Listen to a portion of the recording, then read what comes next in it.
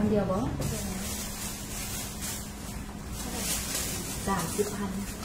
ลดถ่ายลูกค้าพิเศษปกติถ่าย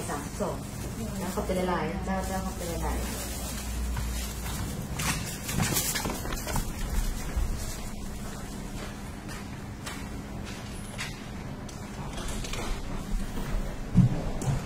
เอาลูกป้าไปใส่ป้าไปถ่ายแบบตรงนี้ซิวทันละอ้าวลืมโมงยังแปลว่าได้เธอมันอย่างมีเธอหัวเด้อเอาโมงกับกระเป๋ามาให้เนี่ยเลยไวเด้อ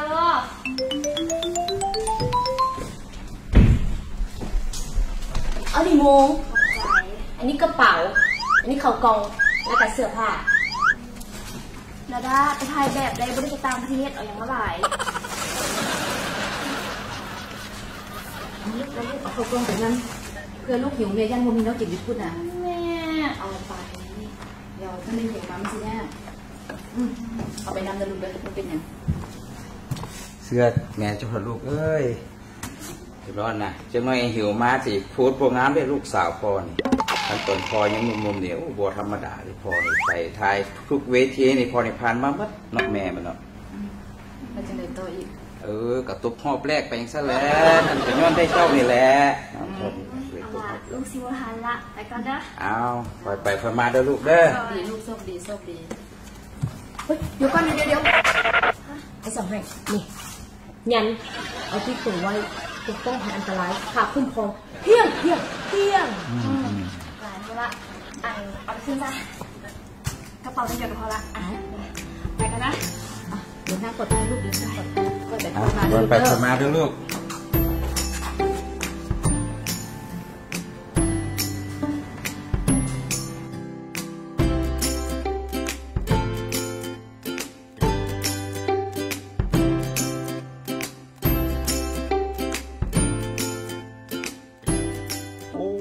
บอลในแม่มัน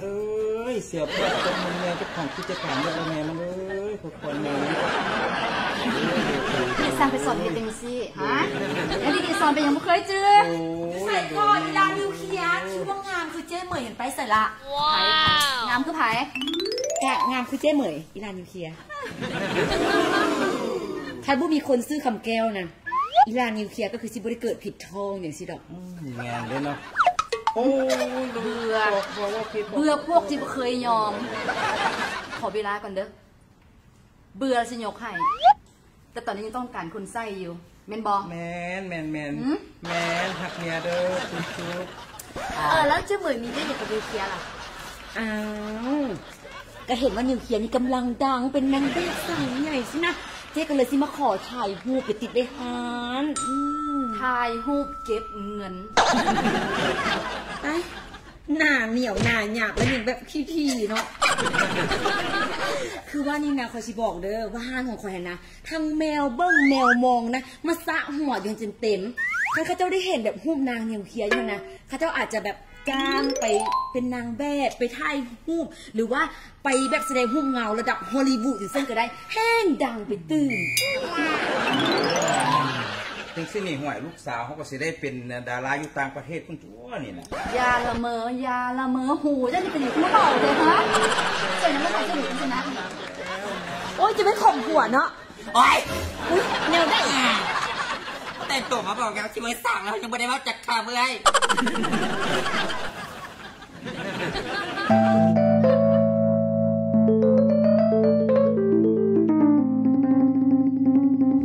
บ่ได้หลายใจเพียงแต่อยากเก็บไว้หลายคนเท่านั้นเองอย่าบอกให้เลือกเลยจะเก็บเอาไว้ทั้งหมดนี้มันก็คือหาจะเป็นแฟนหรือว่ากิ๊กก็ตาม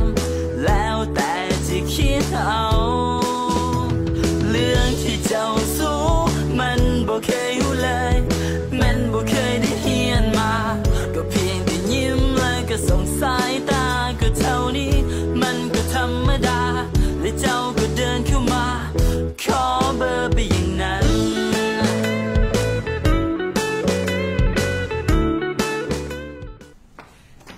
น้องขอเซ็นเลยให้น้องก่อนเซ็นให้น้องก่อนเลยเซ็นให้น้องก่อนเลยสับ ดีหลายดีบาวดีใครที่ว่าจะถ่ายหุ้นกับนางเคียนะให้เจ้ถ่ายก่อนแล้วจังถ่ายจะเจ๊ท่าทางขาขึ้นมามือติดยิ้มแบกมาได้แล้วแต่มือยีแบกกับแบกยิ้ม1 2ตอดสาวทอนทีนี้นาทีของตัวเองสวัสดีเจ๊คือมันงามอีอ่ะงามคือเจ๊ทำแหละได้ยินบอกงามคือเจ๊ทำแหละ1 2แล้วโพสนี่นะไปแล้วโพสแต่โพสเอิร์สงามสับไปเนี่ยอีกละบอกแล้วจะสุดเป็นไทยถูกบ้างงานจะเป็นไทยถูกบ้างใส่ที่ไทยหล่อบอกดังโมบอกดังโมลืมนะว่าอันที่เต็มนะมันบ่มันหูผู้ชายหรอกแล้วมันเป็นเนื้ออย่างละจะเบิ้งหน้าได้ทั้งบานทั้งเวอร์เล่นโปรเต็มสื่อเหลือปะมันเป็นดานะเป็นอันนี้ดากับฮับบัวได้หยุดจะไปใส่เขาเป็นเงินเดี๋ยวนี้ดูเป็นนี่มันต้องพาใจอ่อนโรคเห็นใจของมีสปอร์ต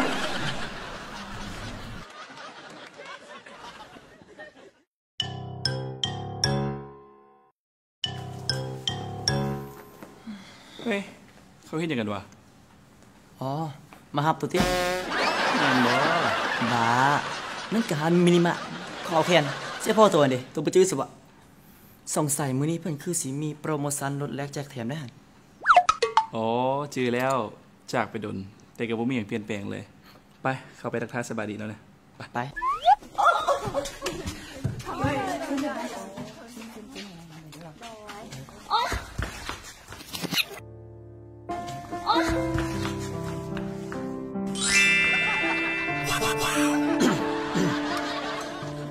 ที่ไหนลูกโบแม่บอกเลยมันโบให้พกสิ่งศักดิ์สิทธิ์น่ะอุ้ยเอาเตยแล้วนี่เขาเซนดีเด้อได้มานี่ไปแล้วโอ้ยเซนดีไปยูเซมาคือโดนแท้แล้วคินฮอดดาดาบอกบอมแมนหมายถึงคินฮอดเวียงจันทร์บอกคินฮอดอยู่แล้วบริอยู่ตั้งแต่4 ปีว่าแต่คำแก้วมันมานี่ยอนิวเคลียร์มันบอไปเฮ็ดอย่างมาคือว่างามขึ้นเนาะว่าแต่จื้อเฮาได้บ่นี่บ่วิขอหาโทรศัพท์กันหน่อยฮัลโหลอ๋อโดยบ่เป็นอย่างจองานถึงเรือนแล้วไม่ได้ไปซ้ำเคียผมคือแห้งแท้ไปห้านเจบอกไปบำรุงได้ก็ดีเลยคันเจว่าเส้นกับน่าจะร้องไปเนาะไปบ่เอ้ยบอกที่เป็นลายคนเก่าสนับสนุนโดยเคลียร์เย็นสดชื่นคันแคร์บกลับมาอีก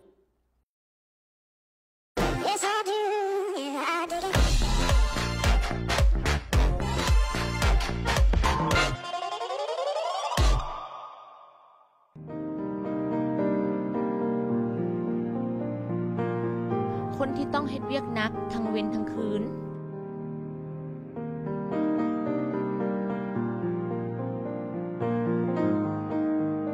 ไกลมั่นใจในน้ำยาหยอดตานิววีโรโตที่มีสารคอนไดตินซูลฟัตวิตามิน B6 และกรดอะมิโนช่วยเบิ่งแย้งดวงตาบรรเทาอาการเมื่อยและคันตาเพื่อสุขภาพดวงตาที่ดี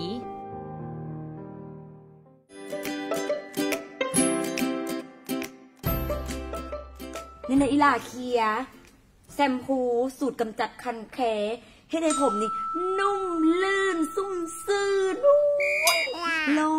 ดอันนี้หน้าสีม่วงเด้อแต่ละมือเนี่ยเคียน่ะต้องได้ไปเฮ็ดเวียกต้องได้ไปเจอกับแสงแดดแล้วกับความร้อน สูตรนี้น่าจะให้หนังหัวเนี่ยห่างไกลจากคันแคได้แล้วก็ปกป้องเขาจากคันแคพร้อมหนังหัวกับแบบโอ้ดีโลดสินะอย่าลืมใส่สูตรนี้เด้อพออยู่เงินตัวก็ขายคือกันค่ะบริมาฮานเจนะนะสูตรนี้แล้ว แม่จริงๆกับไส้นี้แหละกูบ้าเลยหุ่มเต็ม ว้าจุงจริงแต่ละมื้อค่อยเห็นแต่เจ้าค่ะแหละเป็นหุ่มค่ะเจ้านะ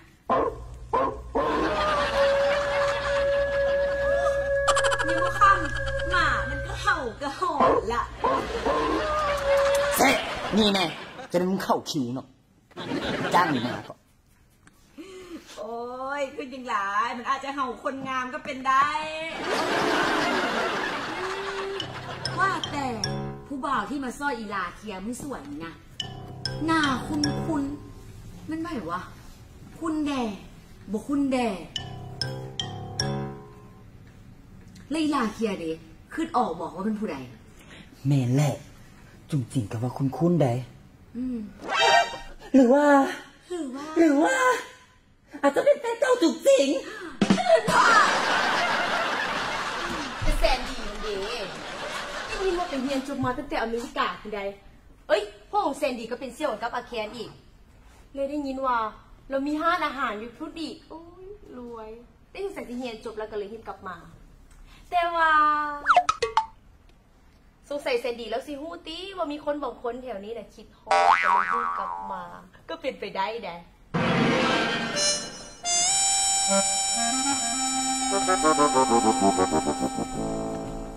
โอ้ว่าแล้วนะ ว่าอีหยัง กะว่าสมพรแล้ว เห็นมากับเตื่อย เด็กน้อยสมัยนี้ใหญ่ไวเนาะนี่ยังเป็นใหญ่ทั้งใหญ่ทั้งยาวทั้งเป็นตะกัดวอมารยาท เจ๊อะไรเขาเราจะเป็นบอน้ำลายหนักเสพแน่เหมือนส้มที่บอก บ่ดอกเขาเราเป็นบอแกตีเป็นบอใครบ้าน ผู้ชายสมัยเนี่ยทั้งล่อทั้งรวยเรียนสูงแถมจบมาตั้งนอกอย่างสินะหายากได้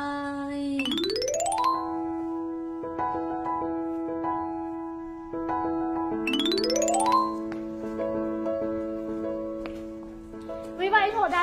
จะแค่ยังอยู่ เพียลูกสิไปโรงเรียนตอน6 โมงอยู่เลยมื้อนี้ครูให้ไปเปิดประตูหัวบ่นี่ แต่ว่ามันลูกคิดยังแต่จะซ่อมอะไรดีแล้ว แม่ เธอครูซ่อมกุญแจกูเห็นจะได้ซอกซวยครูมันดี โถ่กับแม่น่ะที่ทำแซนดีบัวดามาแล้วโอ้ยอย่างต้องดุดเอามือนี่คือหนุ่งสุดอย่างสิแต่ว่ามือนี่เขาบูมีสุมงเฮียวิสาพละตัว สุดอย่างกระยาเถอะไปจังไหนสิบุทันบุทัน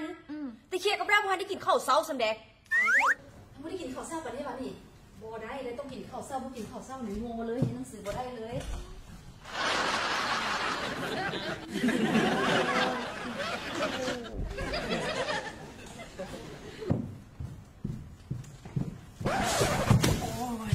พ่ออาแคน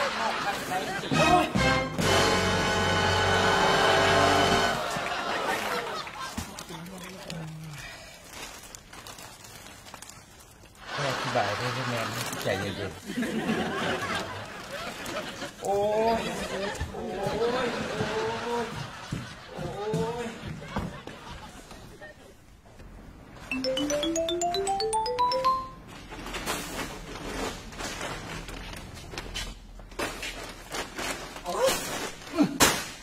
ไง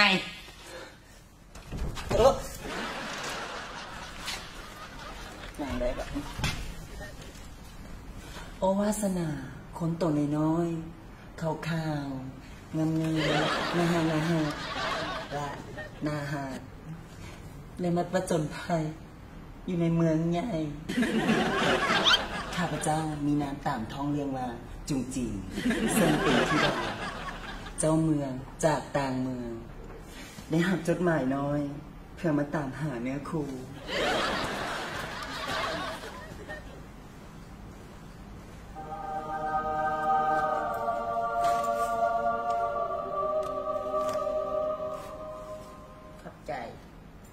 ใครจะ500ขอคืน500 จะมาขี้ที่เอาแท้ว่าคนในเวียงอีกนะเอาท่านนี่ซื้ออย่างกินเลยซื้อที่มากินกับบะอิมฟ้าโอ้ยน้าสาวจะอยู่บ้านหลังใดน้องที่อยู่กระทือถนนกับแม่นคำเมื่อจืดตาแล้วผู้ชายในเมืองก็จะอาจจะมองดีน้ำเฮาแหละแต่ส้มคิดอย่างเขาเลยหวังว่าจะเข้ามาเมืองใหญ่มาตามหาความฝันของตัวเองฝันจะพังสลายไปแล้ว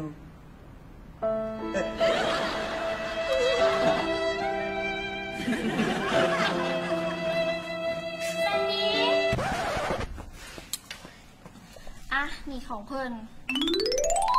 เมื่อนี้เพิ่นต้องเก็บแฮงไว้ได้หลายได้สิกินก้อนแข่งเตะบาสหรือว่าหลังแข่งเตะบาสก็ได้แต่ว่าสิกินตอนไหนก็อย่าลืมเอิ้นเขาเด้อเป็นยังวะ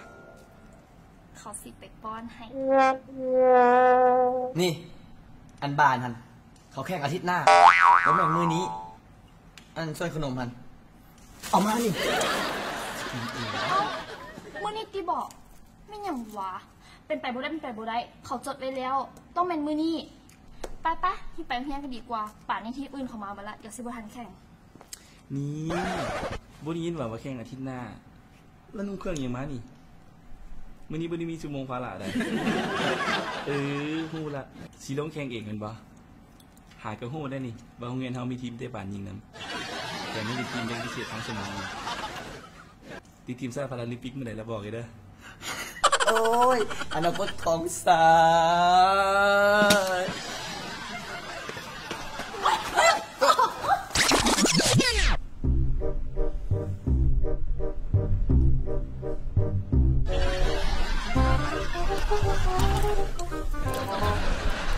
อ้ยเธอซ้ำเธอซ้อนแต่เศร้าเธอเนาะเจอคนขี้ลืมยังบ่พอยังมาเจอคนละเงอะบีบวันนี้วันดีเทวดาปดมารฟ้าพาคู่หมายแม้นมีเรื่องบ่เจ็บกายบุกเทพอให้หมายชะตากัน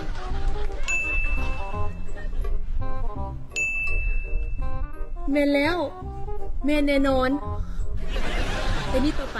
หัวใจดวงนี้สิบ่เหงาอีกแล้ว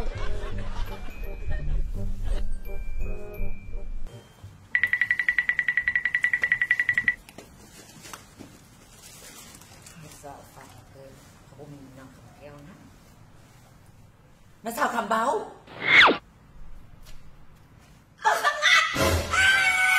ไอ้เด็กสุนัขก็มาพบกันหิวข้าวแท้วานนะเอามาหิวเขาแล้วเป็นบอเขาก็หิวแล้วคือกันไปกินข้าวเป็นคนเดียวเถอะถ้าไปกินข้าวกับเจ้านะเคยคือซีเรียสเก่งโคตร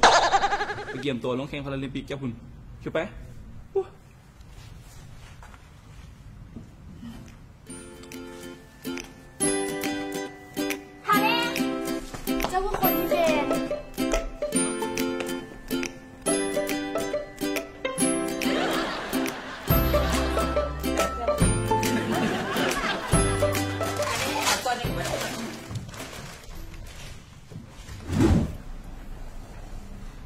บ่ได้เพราะว่าศาสตร์จะต้องมาซ้ำหอยแต่แสนดีก็รออีหลีไหล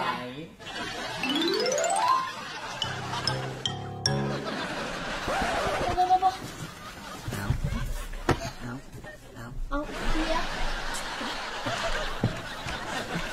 เป็นขืนผู้ชายเทียค่ะแน่อะละมันจ่ายแต่เงินยังบ่จ่าย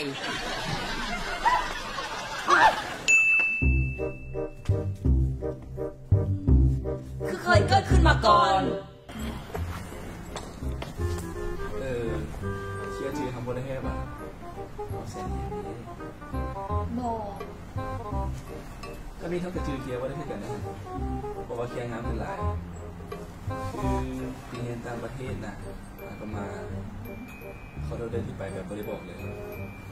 โบจำเป็นตัวไปตั้งโดน4 ปีคุณระยะเวลาและระยะทางเชื่อในหัวใจของมันไกลครับ ว้าวดาดา โดย กลับเพื่อนเถอะมื้อนี้ผมงามแล้วสบายใจแล้ว โอ้ยโอ้ยโอ้ยยังปวดอยู่นะปวดบนนี้ก้ามบนนี้วันนี้มันยังเขียวอยู่ สิเจ็บจังไดมือก็บ่เห็นเปลือกบ่ได้เห็นล้อ มันเจ็บอยู่นี่เด้ อยู่ใส่ หัวใจ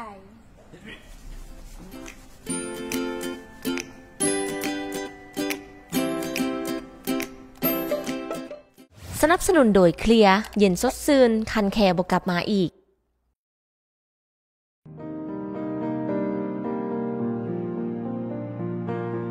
คนที่ต้องเฮ็ดเวียกหนักทั้งเว้นทั้งคืน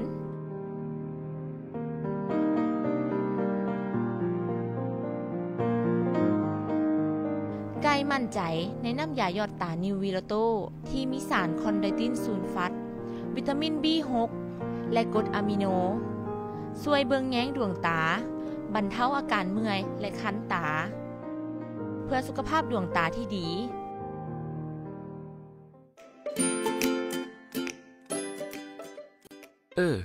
ตอนเฮาไปเฮ็ดต่างประเทศนะก็มีหยังเปลี่ยนแปลงไปอยู่อะ แม่นหยังเปลี่ยน เอ้าก็บ้านเมืองผู้คนอีหยังหั่นเด้ บ้านเมืองผู้คนก็บ่เห็นมีหยังเปลี่ยนนะแต่คันสิเปลี่ยนนะก็มีแต่เฮาเท่านั้นแหละที่รอคือตัวว้าวอะ ก็ได้อยู่ สีหน้าตัวนั้นบ่จริงใจกับเฮาเลยเว้ย แล้วคนแถวนี้เด้คนแถวนี้นี่นะ คนแถวนี้วะก็ตามปกติอะไรก็มีเกิดแก่เจ็บตายเดี๋ยวตัวจักหมายถึงไปเดี๋ยวบอกเฮามาซะดี สาวนิวเคลียร์นะ ๆนิวเคลียร์อ๋อ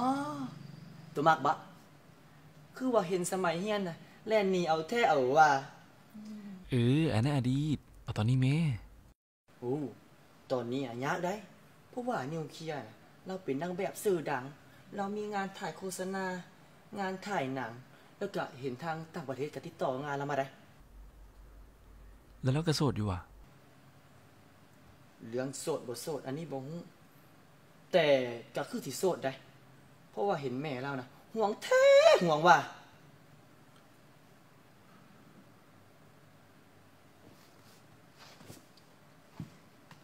เฮ้ยบ่ฟ้าเมื่อยแม่อยู่กับเตื้อยนะเมื่อยบ่ได้ตัวบ่ต้องเป็นห่วงถ้าตัวฮักเคลียร์แท้ๆเดี๋ยวเตื้อยคนนี้นะสิมีแผนการเอาไว้ให้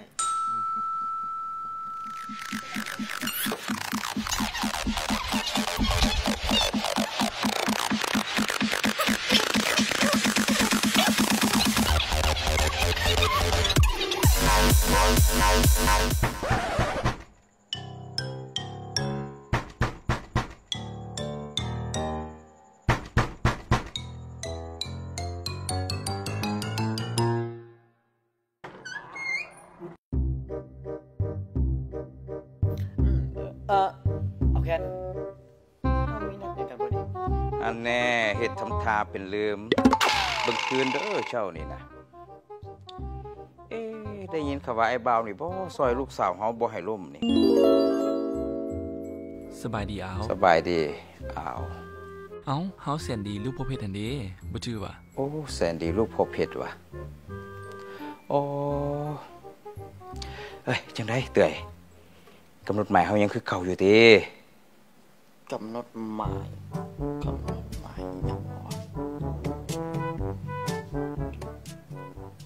เอาก็นัดสาวๆมาร้องคาราโอเกะนี่นะ อ๋อบ่ลืมแต่มื้อนี้เฮาต้องได้ขอเจ้าของบ้านกันซะก่อนแหละเพราะว่าเพิ่นหากลับมาจากต่างประเทศเพิ่นอาจจะอยากพักผ่อนหรือบ่ซั่นเพิ่นอาจจะได้เสียงเพลงน่ะรบกวนเพิ่น แม่นเด้เนาะ บ่ต้องห่วงเลยเพื่อนเฮาก็คือเพื่อนพอโอเคเฮาก็โอเคนำ เฮ้ยเตื้อยจังได๋สาวๆสิมาจักคนนี่ ก็ประมาณ 2-3 คนเสียงดีทุกคนเตื้อยรับประกัน มันต้องถูกซั่นแน่ว่าเป็นมื้อใดล่ะ ก็ โอ้เดี๋ยวโทรศัพท์เข้ามาก่อนโอ้โธเ โดยโอ้อยู่กับบักเตย2 คนนี่แหละบักเตยมันเอาผลิตภัณฑ์ยาซ่าหัวเคลียร์มาเสนอนี่นะมีโปรโมชั่น 2-3 คนผู้ใดโอ้ 2-3 แบบคันต้องถึกใจแล้วก็สิได้กลับแหละ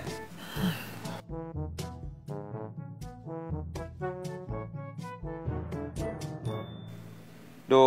ยหักเมียเด้อจุ๊บเสียอารมณ์หมดมาลงเรื่องเขาต่อ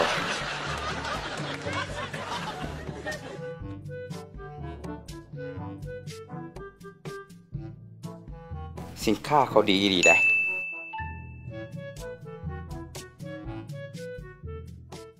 บ่ได้หลา